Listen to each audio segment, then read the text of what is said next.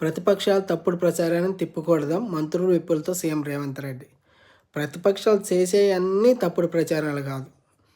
Congress party ఎన్నికల సమయంలో 6 గ్యారంటీలను అధికారంలోకి వచ్చిన 100 రోజులు అమలు చేస్తామన్నారు, చేయలేదు.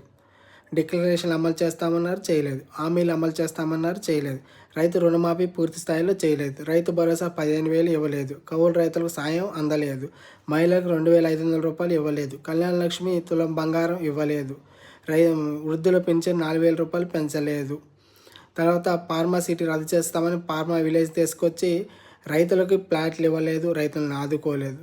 ఇలా చెప్పుకుంటూ పోతే ఈ రోజంతా చెప్పచ్చు. మీరు ఇచ్చిన హామీలు, ఎన్నికల సమయంలో మీరు ఇచ్చిన హామీలు మీరు ఇప్పుడు అమలు చేసినంత, అమలు చేయనియంత. ప్రతిపక్షాలు ప్రతిదీ తప్పుడు ప్రచారం ఏం కాదు. తప్పుడు ప్రచారం చేస్తారనంటే నిజంగా మీరు ఏమనాలో అర్థం కావట్లే. మీరు ఏమి హామీలు అమలు చేశారు? ఎందుకు ప్రతిపక్షాలు ప్రతిదీ తప్పుడు ప్రచారం ఎట్లయిద్ది?